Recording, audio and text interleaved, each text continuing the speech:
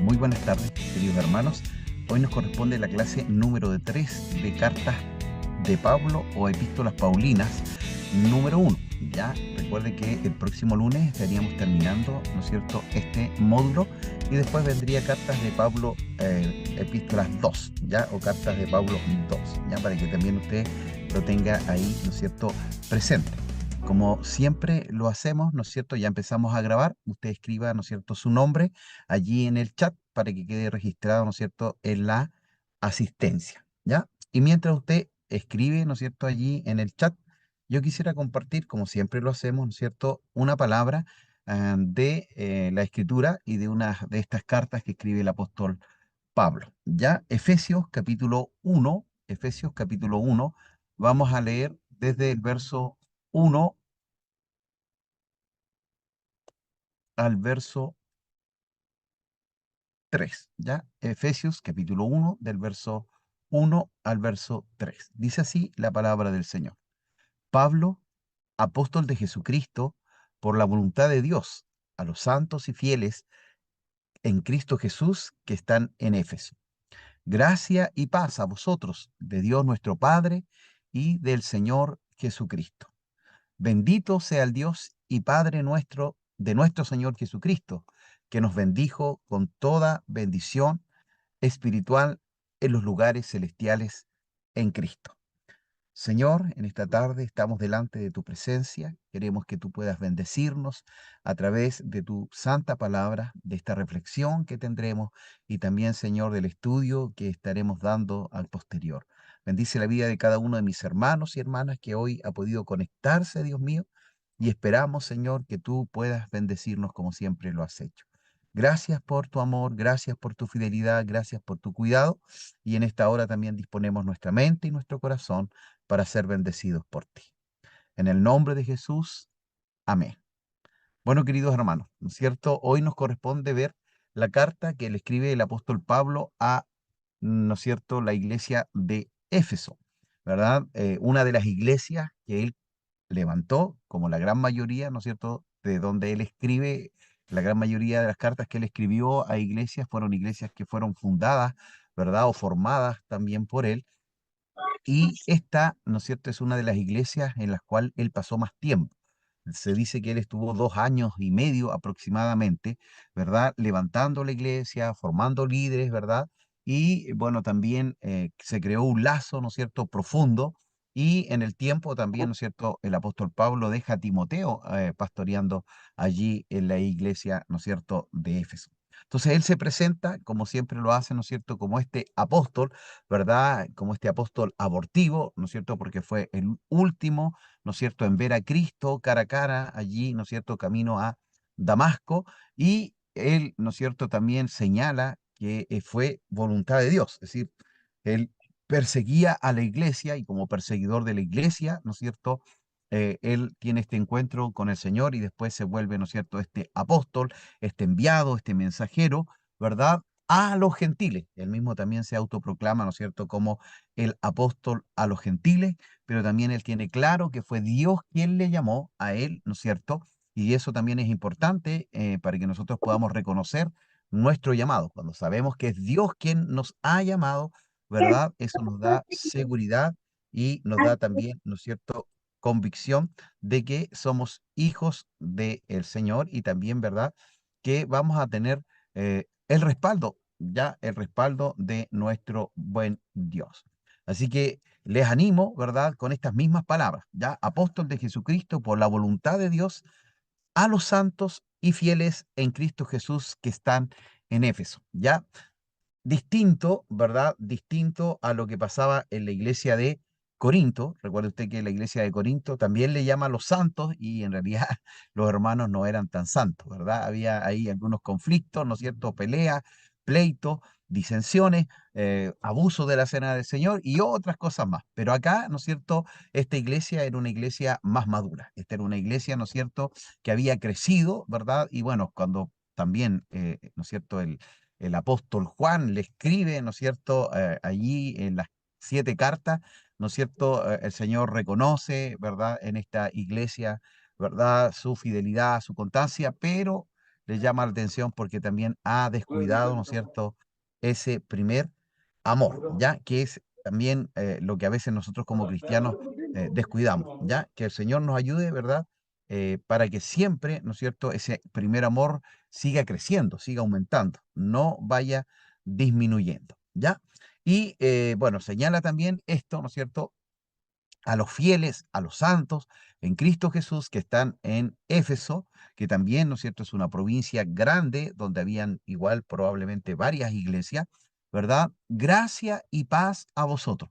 Ya estas palabras son importantes, nosotros las vimos también, ¿no es cierto?, allí en algunas palabras en la introducción y en la vida del apóstol Pablo, ¿verdad? Gracia es un regalo de Dios, inmerecido, ya eso es gracia, ya, es decir, usted no tuvo que hacer nada y Dios le dio este regalo. Entonces, este regalo, esta gracia es la salvación por medio de Cristo, pero al tener esta gracia, ¿no es cierto?, y ser reconciliados con Dios, podemos tener verdadera paz. Esa paz, ¿no es cierto?, que no significa, ¿verdad?, ausencia de problemas o de dificultades, sino que por el contrario, que aún teniendo dificultades, que aún teniendo pruebas, ¿verdad?, estamos con paz en nuestro corazón, ¿ya? Porque esa gracia y esa paz no son nuestras, sino que vienen de parte de Dios, ¿verdad? De Dios nuestro Padre y de nuestro Señor Jesucristo. ¿Ya? Y después de este verso 3 en adelante, ¿verdad? Hay más de 60 promesas o bendiciones en Cristo. Dice, bendito sea el Dios y Padre de nuestro Señor Jesucristo, que nos bendijo con toda bendición espiritual en los lugares celestiales en Cristo. Entonces, queridos, como iglesia del Señor, ¿verdad? Estamos sentados con Cristo en lugares celestiales, ¿ya? A veces, ¿no es cierto?, nos olvidamos de esa tremenda bendición, ¿verdad? Pero en Cristo, ¿ya? No en nuestras fuerzas, no en nuestras capacidades, no por lo que nosotros hayamos hecho, sino por lo que el Señor hizo allí en la cruz del Calvario, ¿ya? Entonces tenemos muchas bendiciones, ¿verdad? De parte de nuestro Dios allí, ¿no es cierto?, en estos lugares celestiales, pero siempre en Cristo, ¿ya? En Cristo. Fuera de Cristo o separado de Cristo, nada podemos hacer, ¿ya? Así que el Señor nos bendiga en este día con la ayuda del Señor. Bueno, ya varios han escrito, ¿no es cierto?, allí, ¿verdad? Sus nombres, así que les animo a que lo siga haciendo, ¿no es cierto?, para la asistencia. Y hoy, queridos hermanos, la semana pasada vimos, ¿no es cierto?, Primera de Corintios, vimos Segunda de Corintios y vimos Gálatas también, ¿verdad? En la segunda clase, perdón, en la primera y segunda de Corintios, ¿verdad? En la segunda fue Gálatas y hoy vamos a ver esta hermosa carta. Algunos, hermanos, esto no lo dice la Biblia, pero algunos señalan que esta carta, ¿no es cierto?, la escribió el apóstol Pablo, recuerde usted que a estas cartas también se le llaman las cartas de la prisión, porque él las escribe, ¿no es cierto?, en su primera prisión en Roma, cuando él estaba, ¿verdad?, en una casa, ya podíamos llamarlo con un arresto domiciliario, donde había un soldado romano día y noche guardando y cuidando, ¿no es cierto?, su vida, pero podía recibir visita, no era una cárcel como la que cuando él escribe segunda de Timoteo. ¿Ya? Entonces, él escribe esta carta y algunos señalan, ¿no es cierto?, que él escribe esta carta después de haber tenido esta tremenda revelación. Recuerde que en un pasaje él dice, ¿no es cierto?, que no sabe, que conoció a un hombre, que no sabe si en espíritu o no, ¿verdad? Fue al tercer cielo, ¿verdad? Y recibió, ¿verdad?, una tremenda revelación. Entonces, acá se supone que él escribe, ¿no es cierto?, esta carta después de eso. Por eso habla de las bendiciones que tenemos en Cristo, ¿verdad? Allí en los lugares celestiales, ¿ya? Pero son comentarios, no hay algo que nos pueda señalar que efectivamente fue así, pero por todas estas bendiciones que aparecen allí en la Escritura, en realidad probablemente sea de esta manera, ¿ya? Después de haber tenido esta tremenda visión y revelación, ¿no es cierto?, del tercer cielo, él escribe esta hermosa carta. Bueno, mire, el material también se los voy a enviar, ¿verdad? Pero mire, ahí esa es la página donde sacamos casi la gran mayoría de los PPT y nosotros le hacemos algunas modificaciones. www.ibcj.org y también de www.indubiblia.org, ¿ya? Para que también ustedes lo tengan ahí presente, ¿ya?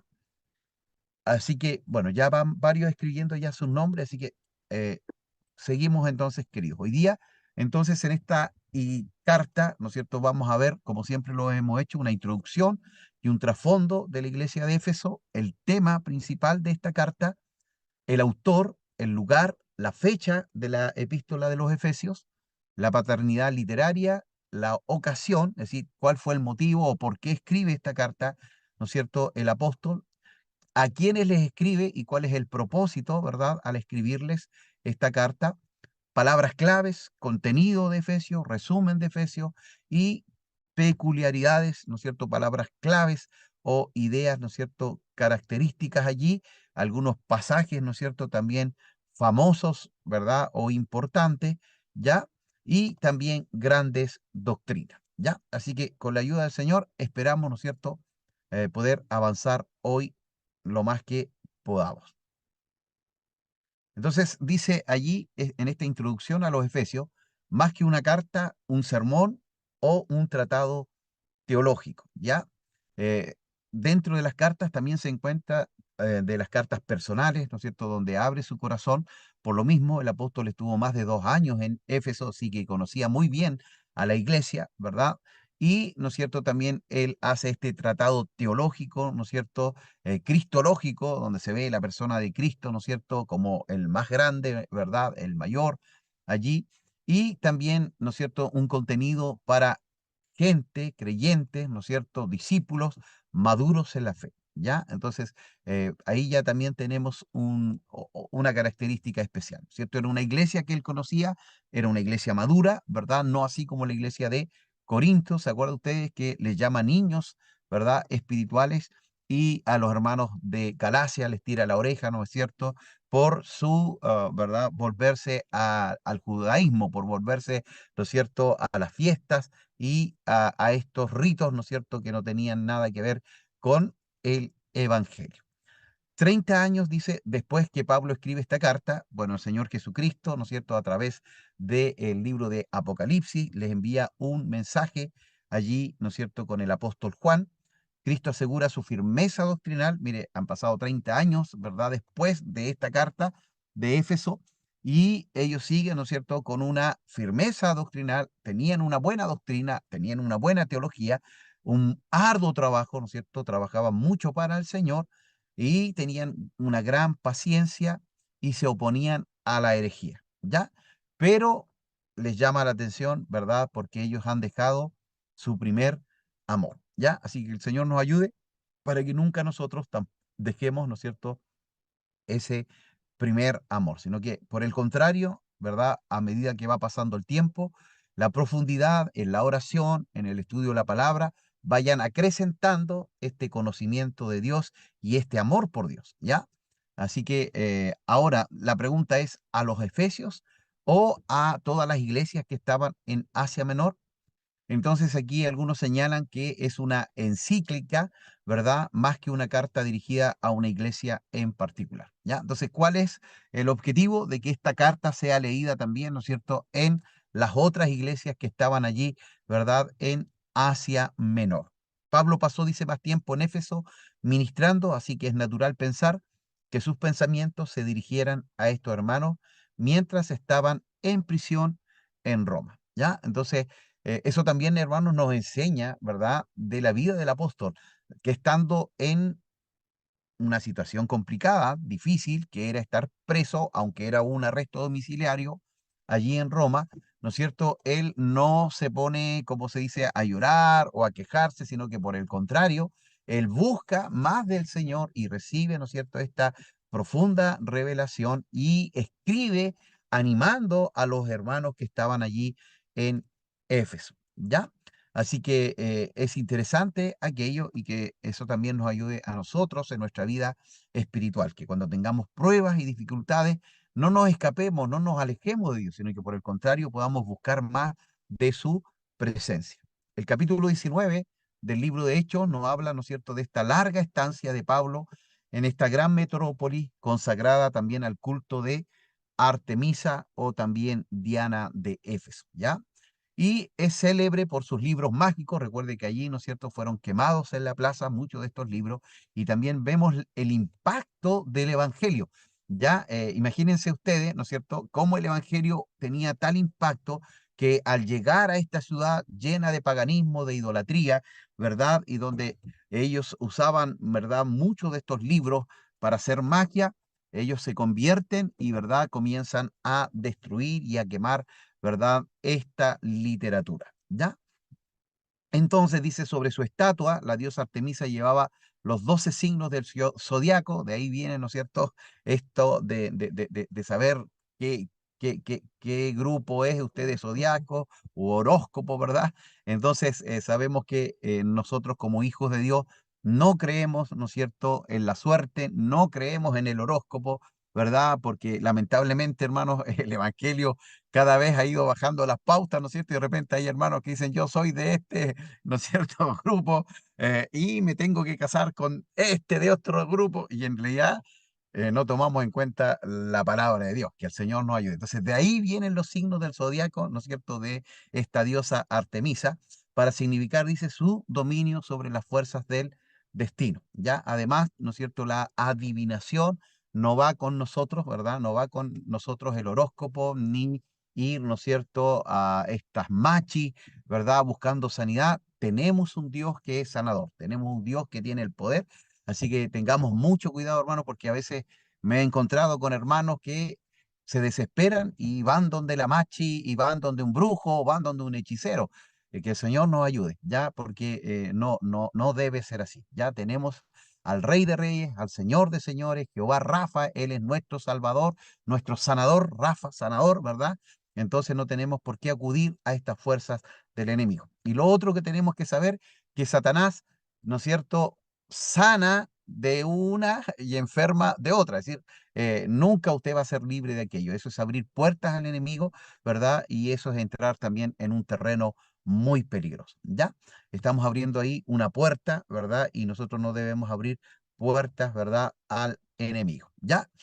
La cuestión dice de las potencias que dirigen el curso de este mundo, la astrología preocupaba manifiestamente a los hombres de aquel tiempo, ¿ya? Es decir, también como hoy, ¿no es cierto?, se veía mucho esto de buscar, ¿verdad?, en, ¿no es cierto?, la astrología, viendo las estrellas, viendo, ¿no es cierto?, el zodiaco, ¿verdad?, ¿qué me depara? ¿Qué me pasa?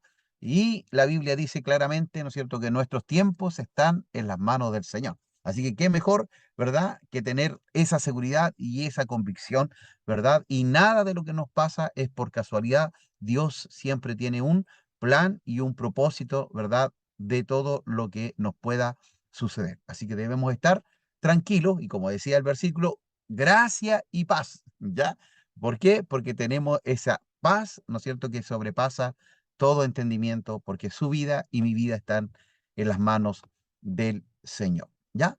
Acá tenemos entonces cuando Pablo visita por primera vez, ¿no es cierto?, a Éfeso, al final de su segundo viaje misionero. Eso aparece en Hechos, capítulo 15. Dice Hechos, capítulo 15 y capítulo 18, ¿no es cierto?, que habiendo salido de Corinto, llegó a Éfeso. Ya acá está Corinto, y él llega, ¿no es cierto?, a Éfeso y los dejó allí, a Priscila y Aquila. ¿Se acuerda usted de ese matrimonio, verdad? Que tenían mucho conocimiento de la escritura, pero había que ordenarles un poquito, ¿no es cierto? Necesitaban también un poco de guianza, de dirección.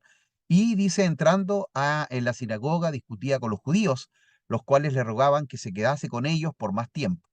Mas no accedió, sino que se despidió de ellos, diciendo, es necesario que en todo caso yo guarde en Jerusalén la fiesta que viene, pero volveré a vosotros, y si Dios quiere, perdón, y zarpó de Éfeso. Entonces él deja allí a Priscila y Aquila en este comienzo de la obra de Dios allí, ¿no es cierto?, en Éfeso, ¿ya? Es interesante, ¿no es cierto?, esto también, cómo también el apóstol Pablo se iba moviendo de un lugar a otro y siempre tuvo, ¿no es cierto?, colaboradores, siempre tuvo, ¿no es cierto?, discípulos. Eso también es interesante para que nosotros como pastores, ¿no es cierto?, como líderes, podamos ir preparando, ¿no es cierto?, a otros, ¿verdad?, para que puedan seguir, ¿no es cierto?, con el llamado, con el ministerio, ¿verdad?, o la congregación en la cual Dios también nos ha puesto, ¿ya? Después, en el tercer viaje misionero, es donde Pablo ministra en Éfeso por 3 años, hermanos. Está 3 años allí, ¿verdad? Y está allí levantando, ¿no es cierto?, eh, líderes, obreros, ¿no es cierto? Y bueno, y también allí, ¿verdad? Él, ¿no es cierto?, señala que tiene que viajar a Roma y bueno, allí también le señala, ¿no es cierto?, que ya nunca más lo iban a ver. Él ya sabía que a Roma iba a morir, ¿ya? Entonces Pablo ministra 3 años allí. En su discurso de despedida le dice que tiene que tener una limpia conciencia porque les predicó todo el consejo de Dios. Qué tremendo, hermano. Es decir, él pudo decir, mire, ahora me voy tranquilo porque les prediqué todo el evangelio. Ya no dejé nada escondido, no dejé nada guardado. Entonces que el Señor nos ayude a nosotros también, ¿verdad? Para que también podamos hacer exactamente lo mismo. Es decir, que Dios pueda tener en nuestra vida, ¿no es cierto?, seguridad de que hemos enseñado lo que Dios puso en nuestro corazón y que también, ¿no es cierto?, es pertinente para la iglesia del siglo XXI. Le pide, dice, a los pastores que velen por la grey que fue comprada con alto precio, la sangre de Cristo. Ya, qué tremendo. Es decir, somos como pastores responsables de la grey. Ya hay una tremenda responsabilidad, ¿verdad? Y que el Señor nos pueda dar gracia y sabiduría y también, ¿no es cierto?, que nuestros hermanos también puedan orar por los pastores. Ya es interesante porque siempre, ¿no es cierto?, el enemigo, Satanás, está queriendo, ¿verdad?, dañar a quién, a la cabeza, porque sabe que si daña la cabeza, ¿no es cierto?, también obviamente esto produce que haya un quiebre en toda la congregación. Y bueno, también, ¿no es cierto?, dice que les advierte ya, ¿no es cierto?, de que se iban a ver, ¿no es cierto?, lobos que se iban a vestir de ovejas, de estos falsos maestros, de estos falsos, ¿no es cierto?, cristianos que a veces enseñan un evangelio torcido, ¿ya? Entonces imagínense, ya en ese tiempo ya venían las falsas enseñanzas y los falsos maestros. Y deja a Timoteo como pastor por 1 año y medio aproximadamente, por lo que encontramos en Primera de Timoteo, capítulo 1 al capítulo 1, perdón, verso 3, ¿ya? Entonces, casi el primero y segundo viaje, casi todos salían de Antioquía. Recuerde que Dios llamó a Pablo y Bernabé en el primer viaje cuando estaban en la iglesia de Antioquía, ¿no es cierto? Apartarme, dice el Espíritu Santo, a Pablo y Bernabé. En el segundo viaje ya no va Pablo con Bernabé. Recuerde que tienen este conflicto, se acuerda con Juan Marco, y Pablo se va con Silas y salen también de Antioquía y, ¿no es cierto?, Bernabé se va con Juan Marcos. Y en el tercer viaje misionero vuelven a salir desde Antioquía y, ¿verdad?, hace este viaje allí, ¿verdad?, desde Antioquía a Éfeso, a Troas, Filipo, Corinto, ¿verdad? Y después vuelve de nuevo por Éfeso, ¿ya? Entonces, qué interesante cómo, ¿no es cierto?, este evangelio bendito, ¿verdad? Y estos viajes misioneros del apóstol Pablo son, ¿verdad?, años, años. Solo en Éfeso estuvo 3 años, ¿ya? Ahora, ¿cuál es el tema central, estimados, de esta carta? El propósito, dice, eterno de Dios, de unir todas las cosas en Cristo, en y a través de su iglesia. ¿Ya? Entonces, ese es el tema principal de esta carta, unir todas las cosas en Cristo. Ya, recuerde que ya también lo hemos hablado. Había, ¿no es cierto?, diferencias sociales muy grandes. Ya, recuerde usted que el 70% de los habitantes del Imperio Romano eran esclavos. Entonces, ahí había una tremenda división entre el esclavo y el libre, ¿ya? Pero Cristo, ¿no es cierto?, en la iglesia no hace acepción ni separación y dentro de la iglesia podía haber un esclavo y también podía haber un amo, ¿ya? A veces incluso sucedía que el esclavo era el pastor de la iglesia y el amo era el miembro de la iglesia, ¿entiende? Entonces, ¿cómo se logró unir esto? A través de Cristo, ¿ya? El tema del hombre y la mujer. Recuerde que para el Imperio Romano la mujer era un objeto, no era un sujeto. ¿Ya? Es decir, no tenía ningún derecho, ningún valor, pero en Cristo, y bueno, el apóstol Pablo también dice, ya no hay judío ni griego, no hay hombre ni mujer, esclavo ni libre. Es decir, estamos unidos en Cristo. Entonces también esta diferencia social, ¿verdad? También la quiebra, ¿no es cierto?, el Señor Jesucristo y también, ¿verdad?, esta separación que había entre los judíos y los griegos, los gentiles, los romanos, ¿verdad? También el Señor rompió esa pared intermedia y de los dos pueblos hizo uno solo, la iglesia, ¿ya? Y por eso es tan importante y tan interesante, ¿verdad? Las epístolas, porque nos ayudan a darnos cuenta cómo se debía trabajar dentro de la iglesia, ¿ya? Entonces, unir todas las cosas en Cristo en y a través de su iglesia. Y esto, hermanos, también es muy significativo, es muy importante, porque es la iglesia quien tiene que hacer esto. Y sabe que, lamentablemente, muchas congregaciones, ¿verdad? En vez de unir todas las cosas en Cristo, ¿no es cierto? En realidad lo que hemos hecho es juzgar, ¿verdad? Y decir, no, tú tienes que venir a Cristo de esta manera, ¿verdad? Cuando se nos olvida que es Cristo quien llama a la persona, es Cristo quien transforma a la persona y es Cristo también, ¿no es cierto?, quien cambia a la persona, ¿ya? A través del Espíritu Santo que viene a morar el mismo día que recibimos al Señor en nuestro corazón, pero es la obra del Espíritu Santo, no es nuestra obra, ¿ya? Entonces eso hay que tenerlo muy claro. Entonces, la iglesia tiene que cumplir este llamado, este propósito, ¿verdad? De hablar de Cristo, pero también reconciliar a los hombres con Cristo, ¿ya? Recuerde que evangelio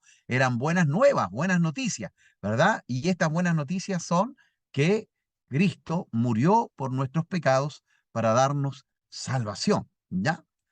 Entonces, el término iglesia en Efesios no se refiere a una congregación local, ya eso también es interesante. No está hablando de la iglesia local. Recuerde que tenemos, ¿no es cierto?, dos tipos de iglesia. Está la iglesia local, ¿no es cierto? Cada uno de ustedes pertenece a una congregación, ¿verdad? Donde nosotros tenemos comunión, donde también podemos utilizar nuestros dones para edificar el cuerpo de Cristo, pero aquí está hablando de la iglesia universal, esa iglesia, ¿verdad?, que viene a buscar el Señor Jesucristo. Recuerde que cuando venga el Señor no va a decir, miren aquí los de la iglesia de Dios, acá, ¿no es cierto?, los bautistas, acá los de la iglesia del Señor. No, Él viene a buscar a todos aquellos que han sido lavados con la sangre preciosa de Cristo. Y por eso somos hermanos, ¿verdad? Y por eso parece que cuando hablamos y nos juntamos y nos reunimos siendo de distintas denominaciones, como que nos conociéramos hace mucho tiempo, porque somos una familia, ¿verdad? Somos la familia de Cristo y allí, ¿no es cierto?, en el cielo, de toda lengua, de toda tribu, de toda nación, estaremos adorando a nuestro Señor. Entonces, el término iglesia aquí hace referencia a esta iglesia universal y a esta iglesia, hermanos, que está sentada con Cristo en lugares celestiales. Porque es verdad, todas las congregaciones locales están compuestas por hombres. Entonces, si están compuestas por hombres, recuerde que todos los hombres somos imperfectos. Entonces, no hay una iglesia perfecta. Pero cuando el Señor habla de que Él viene a buscar una iglesia sin mancha y sin arruga, está hablando de esta iglesia, de la iglesia universal, ¿verdad? Que puede estar, ¿no es cierto?, en una iglesia, en una ciudad, ¿no es cierto?, en una metrópoli, o puede estar, ¿no es cierto?, en una casa, en una choza, en una punta de una montaña, ¿verdad? ¿Por qué? Porque donde hay dos o tres reunidos en su nombre, Él prometió estar. Entonces, de esta iglesia está hablando, de esta iglesia donde están todos los redimidos, donde están todos los salvos, ¿ya? Y este término dice, indica aquí y hace esta figura el apóstol, ¿no es cierto? Habla del cuerpo, ¿verdad? Y cuando hablamos de cuerpo, habla de unidad, ¿verdad? Es decir, la cabeza no puede avanzar si no tiene pies, ¿verdad? Los pies tampoco pueden caminar si el cerebro no les da la orden. Entonces, todos son importantes dentro del cuerpo de Cristo. Ya no hay, ¿no es cierto?, partes más importantes que otras y la cabeza es Cristo, ¿ya? La cabeza es Cristo. Entonces, cuando habla de cuerpo, habla de esta unidad, ¿verdad? Y cuando habla de edificio, ¿no es cierto?, habla de este edificarnos mutuamente, ¿ya? Entonces, bueno, aquí no los puedo ver a todos, pero veo ahí al hermano Andrés. Entonces, el hermano Andrés va a su iglesia y él edifica a través de sus dones a sus hermanos, pero también él, al ir y congregarse, también recibe edificación de sus hermanos. Por eso dice que somos un edificio, ¿verdad? Que se está construyendo, que se está edificando. Ahora, no solo edificamos el cuerpo de Cristo cuando vamos al templo, ¿ya? El templo es una de las partes, ¿no es cierto?, donde nosotros nos reunimos, pero también usted, cuando está en su trabajo, cuando usted va a visitar a un hermano, ¿verdad?, en el hogar de ese hermano o en su casa, cuando hace su devocional o su altar familiar, también somos iglesia, ¿ya? Y ahí también nos estamos edificando, ¿ya? Entonces, un cuerpo habla de unidad, ¿no es cierto?, que nos necesitamos, edificio, ¿no es cierto?, que nos estamos también, ¿no es cierto?, fortaleciendo. Por eso también en algún momento Pablo dice, ¿no es cierto?, que debemos confesar nuestros pecados los unos a los otros, ¿verdad? Y también habla de esta hermosa figura de la iglesia, que somos la esposa del Señor Jesucristo, ¿ya? Y hermanos, cuando el Señor habla de la familia, ¿no es cierto?, dice que también nosotros debemos amar a nuestra esposa como Cristo amó a la iglesia. ¿Y cómo amó Cristo a la iglesia?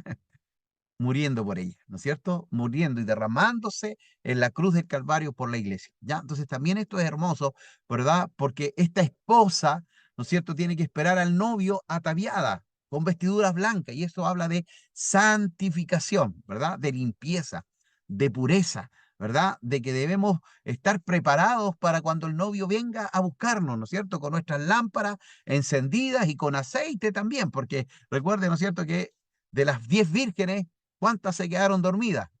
Las 10, las 10, ¿verdad? Pero 5 fueron prudentes y 5 insensatas, que ya no les quedaba aceite, ¿verdad? Y vino el Señor y solo 5 pudieron ir a las bodas y las otras 5 no, porque tuvieron que ir a buscar aceite, ¿ya? Entonces, que el Señor nos ayude para estar también, ¿no es cierto?, como esa novia preparada, pura, limpia, ¿verdad? En este proceso de santificación. ¿Se acuerda que también lo comentamos?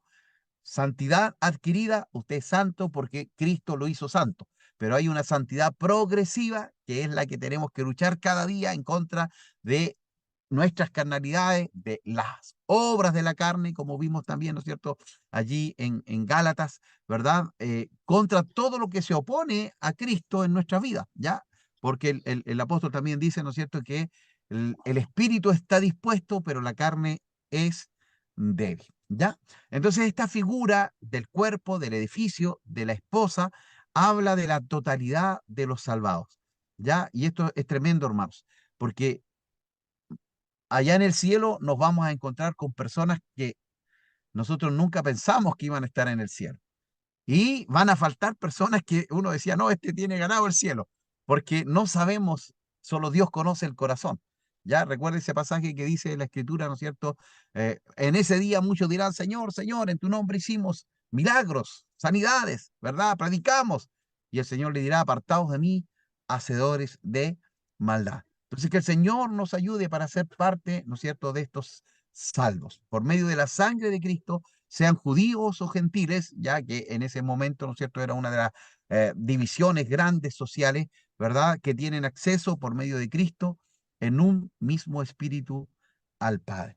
Entonces, la unidad de todas estas clases sociales, pero también la unidad de todas las cosas en Cristo, por Él y para Él, ya Él fue antes de todas las cosas por Él fueron hechas, ¿ya? Entonces aquí está hablando también claramente de la deidad de nuestro Señor Jesucristo, ¿ya? Entonces allí, mire, en ese circulito rojo que está arriba, está Roma, ¿ya? Ahí estaba Pablo preso, ¿no es cierto?, en una casa, en un arresto domiciliario, ¿verdad? Y él escribe desde ahí, ¿no es cierto?, esta carta a Éfeso, que está en este circulito rojo que está mucho más acá, ¿ya? Sí, no, Éfeso estaba en es que la Asia, maestra lo tiene que haber apagado Asia porque yo Menor, ¿ya? estoy viendo aquí, pues pregúntele. Hay Ah, alguien que se le abrió ahí el micrófono, parece que quería hacer una pregunta. No, no, o sí.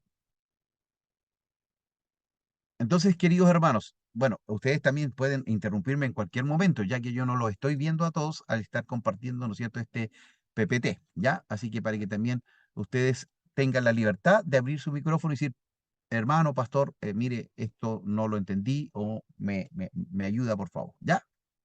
Ahora, vamos con la paternidad literaria. Siempre vemos, ¿no es cierto?, que hay una evidencia interna, que es el mismo libro o la misma Biblia que nos señala quién es el autor, y la evidencia externa cuando vamos a otros libros, ¿verdad?, o a la patrística, ¿verdad?, que son los padres de la iglesia, que señalan y, ¿no es cierto?, también dan fe de que tal apóstol fue quien escribió.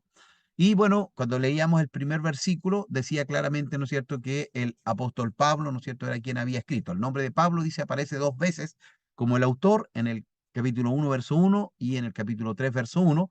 Y a pesar del presente vocabulario único, hay mucho vocabulario que es claramente paulino, ¿ya? Entonces, muchas de las palabras que utiliza el apóstol Pablo están en esta carta y se repiten en sus cartas, ¿ya? Ahora, también hacemos la aseveración que cuando se pasa del griego, ¿no es cierto? Y después, ¿no es cierto?, se va traduciendo al latín hasta llegar al español, ¿no es cierto?, con Casidoro de Reina y Cipriano de Valera, ¿verdad? A veces se pierde esa riqueza, pues, ya estas palabras siempre las utilizó el apóstol Pablo. ¿Por qué? Porque se usó el español, ¿no es cierto?, para algunas palabras que a veces no tenían un significado claro, ¿no es cierto?, en el español del griego, ¿ya? Porque el griego es un idioma mucho más rico, ¿ya? Mucho más rico, como ya lo hemos señalado otras veces. Solo la palabra amor en el griego tiene más de 7 acepciones. El amor filial, que es de amigo, el amor eros, que es de pareja, el amor ágape, que es el amor de Dios, el amor incondicional, storgen, que es el amor de familia, y había un amor también que se me fue en este momento, el amor a los dioses, ¿verdad? Y distintos amores allí, ¿verdad? Tenían para cada uno de esos amores ellos una palabra, ¿ya? El hecho, dice, de que Pablo pudo haber escrito Colosenses junto con Efesios, pudo haber influido en su estilo literario, ¿ya? Probablemente también un amanuense, ¿no es cierto?, o un secretario, ¿verdad?, que escribió. Recuerde que Pablo, ¿no es cierto?, decía, yo, Pablo, ¿verdad?, firmo, ¿verdad?, pero también a veces él utilizó, ¿verdad?, secretarios que escribían. Pudo haber sido empleado, dice, para encarnar un bosquejo en general provisto por Pablo. Esto explicaría el vocabulario único, la estructura de las oraciones y la similitud entre las dos obras. ¿Cuál es? La de la carta de Efesios con la carta de los Colosenses, ¿ya? Y bueno, nuevamente, la patrística o padres de la iglesia no cuestionan la paternidad literaria de esta epístola. Orígenes, Ireneo, Tertuliano, todos citan de Efesios como si fuese escrito por el apóstol Pablo, ¿ya? El canon de Muratorio, ¿verdad? 140 coloca también a Efesios como Paulino, ¿ya? ¿Vamos bien hasta aquí, queridos? Ahí tenemos, ¿no es cierto?, esta cronología también que ya la hemos visto antes, ¿no es cierto?, 61 al 63, la prisión de Pablo en Roma. Escribió Colosenses, Filimón, Efesios y Filipenses, por eso también se les llaman las cartas de la prisión, ¿ya? Y hacen referencia, ¿no es cierto?, a Hechos 28, cuando él ya parte, ¿no es cierto?, hacia Roma, ¿verdad? Sabiendo que tenía que dar cuentas ahí a César, ¿ya? Él apeló como ciudadano romano, apeló a César y por eso fue llevado, ¿no es cierto?, hasta Roma, ¿ya? La ocasión, bueno, Tíquico, quien es el portador de esta carta, según lo que aparece en capítulo 6, 21 y 22, también es portador de dos cartas más, a los colosenses y también a Filimón. ¿Ya? Entonces Tíquico es el que lleva, ¿no es cierto?, la carta de Efesios, de Colosas y de Filimón. Tal vez puedes, después de reflexionar más en la situación de los colosenses y en la gloria de Cristo, y conociendo el temor de los de Asia, de los gobernantes de las tinieblas, Pablo escribe una carta pastoral general para las iglesias de esa área, ¿ya? Por eso también recuerde que se tocó un poquito del mundo espiritual y por eso, ¿no es cierto?, en Efesios 6 habla de que debemos vestirnos de toda la armadura de Dios y que no tenemos lucha contra carne y sangre, sino contra principados, potestades, ¿verdad? Entonces hace referencia, ¿no es cierto?, a este mundo espiritual también, ¿ya? Bueno, aquí está Éfeso, ¿verdad? Pero probablemente esta carta, ¿no es cierto?, fue pensada también para que fuera distribuida en todas las otras iglesias que estaban cerca de Éfeso. ¿Ya? ¿Cuáles eran esas? Aquí vamos a mirar un poquito, ¿verdad? Ay, se me fue para allá. En Éfeso, ¿verdad? Estaba Antioquía, estaba Listra, estaba Troas, estaba Derbe, ¿verdad? Y también ahí estaban, ¿no es cierto?, las 7 iglesias del Apocalipsis, ya en ese lugar, ¿verdad? Era donde estaban estas 7 iglesias también, ¿ya? Entonces, dice las palabras, en Éfeso no se encuentran presentes los primeros manuscritos o los más importantes, probablemente, ¿no es cierto?, porque estaba dirigida para todo ese sector. El testimonio de los padres de la iglesia parece indicar que estas palabras tampoco estaban en el original porque defendían la idea de que realmente la epístola fue enviada a los efesios, aunque no lo especificaba, ¿verdad? Es decir, a toda esa zona. Y también hay algunos puntos de la carta de Efesios que son difíciles de concordar. ¿Con qué? Con la idea de que Pablo esté escribiendo a una iglesia que le era bien conocida. Porque mire, el 1.15 dice, habiendo oído de vuestra fe, es decir, como que Pablo escuchó de la fe de ellos, siendo que él estuvo 3 años en Éfeso. Entonces, por eso dice que no solo era para la iglesia de Éfeso, sino que para todas las iglesias que estaban alrededor, porque dentro de esa iglesia, ¿verdad? Colosense, me parece mucho que Pablo no levantó esa iglesia, ¿ya? Después en el 3, capítulo 3, dice, por esta causa yo, Pablo, prisionero de Cristo, Jesús por vosotros los gentiles, si es que habéis oído de la administración de la gracia de Dios que me fue dada para con vosotros. Y recuerde que Pablo también dice que él tenía una limpia conciencia porque les había declarado todo lo que sabía. Entonces se da cuenta que esos versículos dan a entender como que también era para otras iglesias que él no conocía muy bien, ¿ya?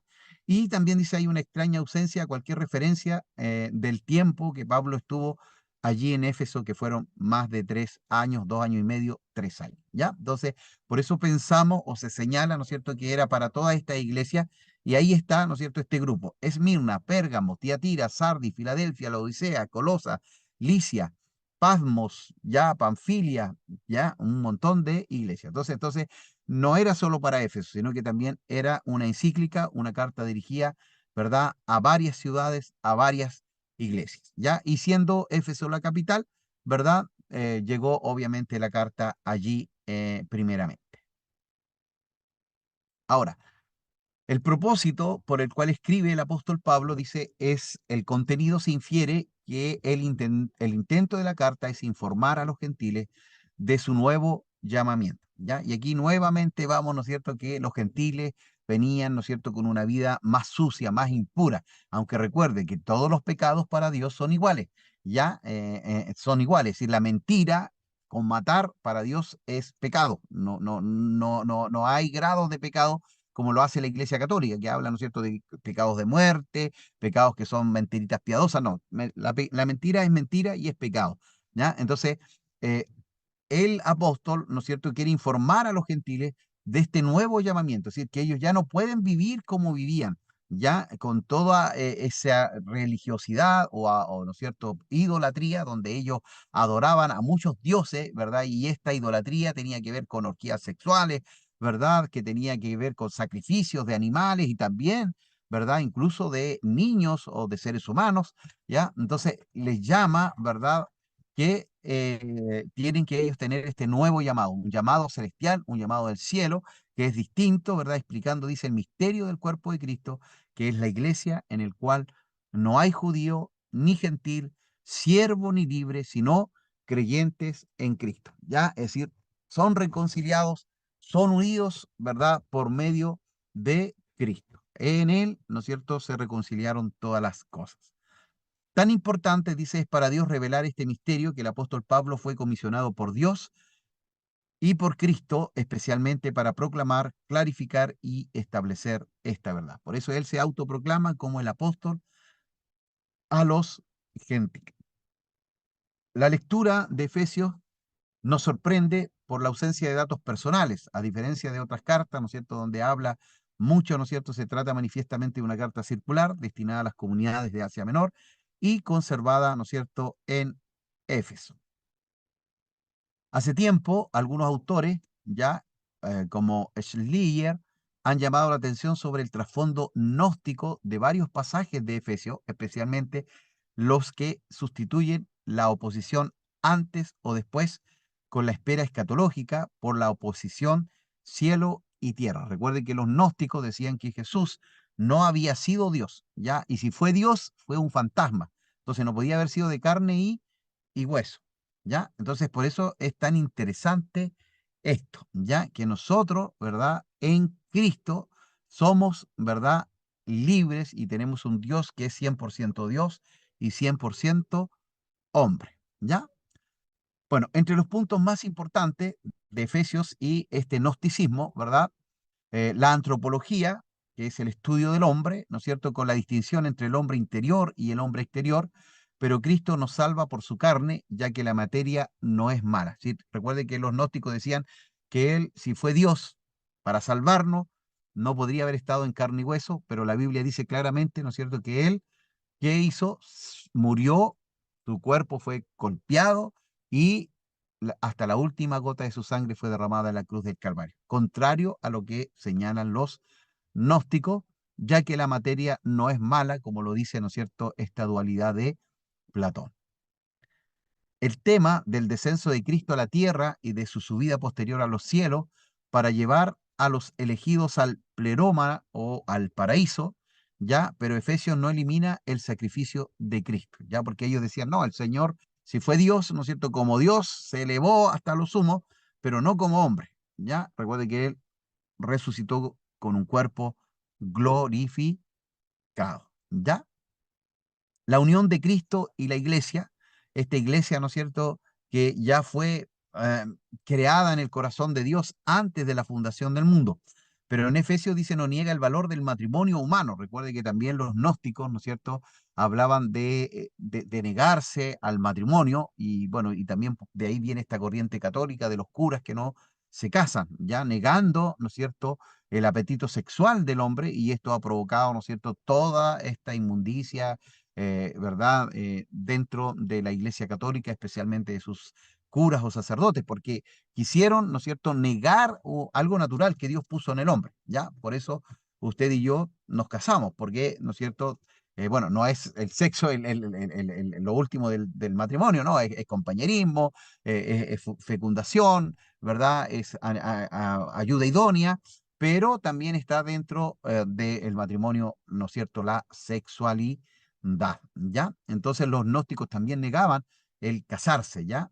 Y dice la base de Efesios 5 se encuentra el tema profético de la alianza como matrimonio y volveremos sobre este punto a lo largo, ¿no es cierto?, bueno, de este comentario. Palabras claves: angelología, cristología, eclesiología, neumatología. En realidad, ahí tengo un error. No son palabras clave, esas son doctrinas, ¿ya? Esas son doctrinas que toca este libro de Efesios, ¿ya? Así que voy a tener que corregirlo allí. Angelología, porque no aparece la palabra ángel así claramente. Dice que hay principados, potestades, ¿verdad? Entonces, ángeles buenos y ángeles malos. Cristo, ¿no es cierto?, como Señor, ¿verdad?, que todo se completa en Él.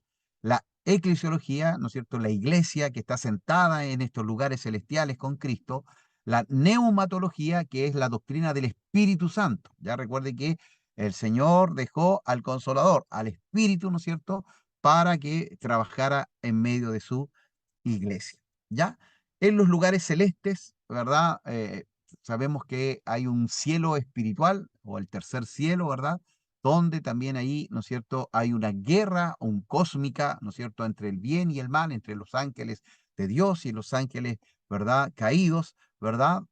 Polémicamente, Dios en Cristo, el Espíritu, estas sí son palabras claves: rico, en lugares celestiales, en otro tiempo, gracia, poder, potestad, cuerpo, iglesia, redención, andar y también, ¿no es cierto?, referencias al diablo, potestad, principado y autoridad. ¿Ya? Ahora, ¿quién escribió este libro? Ya lo señalamos, el apóstol Pablo la escribió en algún momento durante su encarcelamiento, ¿verdad? Ahí en Roma alrededor del año 60 al 62. Pablo se dirigió a las iglesias de la provincia romana de Asia, Turquía occidental moderna, y también, ¿no es cierto?, para recordarles su nueva identidad en Cristo. Éfeso era la capital de esta provincia. 60 al 62 fue más o menos el año en que fue escrito. ¿A quiénes? A los creyentes de Éfeso y también las ciudades alrededor. ¿Ya? Éfeso era un centro mundial de adoración a ídolos en el Imperio Romano, era un imán para la inmoralidad sexual y para cualquier tipo de búsqueda de placer imaginable. ¿Ya? Al mismo tiempo, filosofías impías y ocultismo espiritual competían por la atención en el próspero, ¿verdad?, mercado de la ciudad. Bueno, casi Corintio también era un puerto donde había mucho pecado, mucha vida licenciosa, y bueno, también lo vemos que acá en Éfeso sucedía exactamente lo mismo, ¿ya? Y también había mucho pecado, mucha vida, ¿no es cierto?, licenciosa, filosofías impías, ocultismo espiritual competían por la atención en el próspero mercado de la ciudad. ¿Ya? Los nuevos convertidos que salían de este entorno necesitaban una forma totalmente nueva de verse a sí mismos y de relacionarse con Dios. Pablo quería que pensaran de sí mismos como personas unidos a Cristo, un pueblo con una nueva identidad radicalmente distinta. ¿Ya? Ahora, ¿de dónde fue escrito? También ya lo habíamos señalado, desde Roma, ¿no es cierto?, en esta cárcel domiciliaria en la cual se encontraba el apóstol Pablo. Ahora, ¿cuál es el trasfondo histórico, verdad, de esta carta? Es escrita por Pablo desde la prisión y dirigida a los creyentes de Éfeso. Ya la carta reafirma, dice, la naturaleza de la iglesia y explica qué significa ser parte del cuerpo de Cristo. ¿Ya? Recalca la importancia de la unidad y el uso de los dones espirituales. El apóstol se propone fortalecer la fe de la congregación de Éfeso y procura que tomen conciencia de la lucha contra los ataques del maligno, ya los cuales deben combatir con armas espirituales. Los temas que desarrolla describen el propósito eterno de Dios, Cristo como cabeza de la iglesia y centro de todas las cosas, la salvación por medio de la gracia, la conducta del creyente y la iglesia en unidad con el Señor. Ahora, si es una epístola, ¿cuándo fue fundada la iglesia? Bueno, fruto de Pentecostés y visitada también por el apóstol Pablo, ¿verdad? Y también deja allí, ¿no es cierto?, a Aquila y Priscila.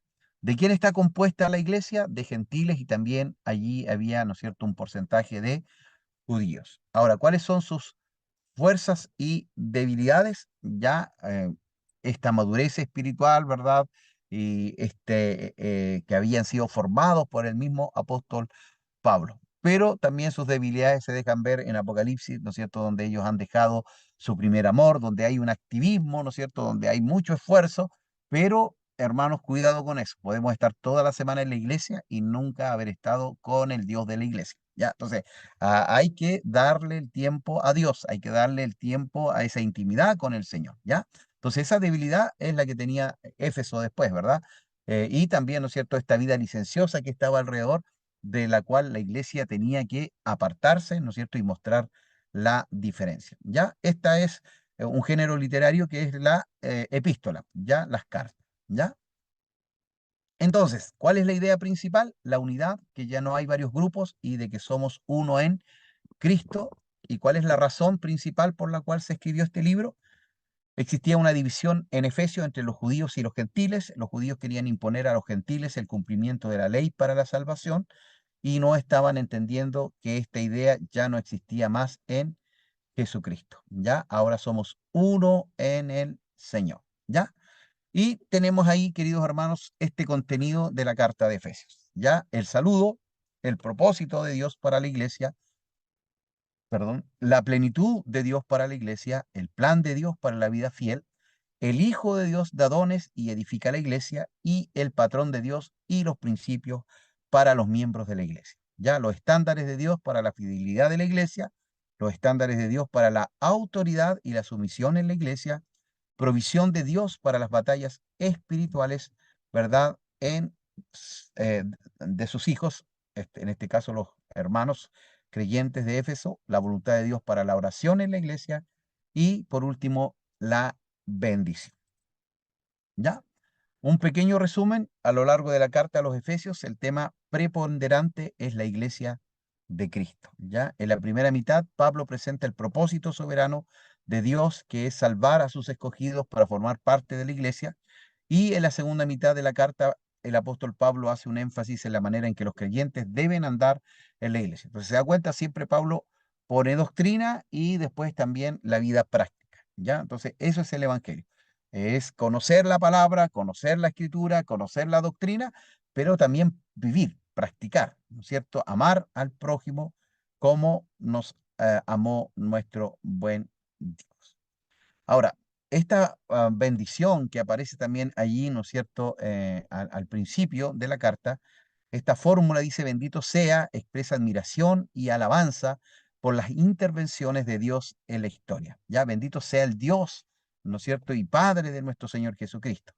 Ya en la oración judía se alaba a Dios como Dios de los padres. Ya, por eso cuando Jesús dice, Padre nuestro que está en los cielos, los judíos sabían muy bien, ¿no es cierto? Ellos no le decían Padre a Dios, ya, porque era este respeto, ¿no es cierto?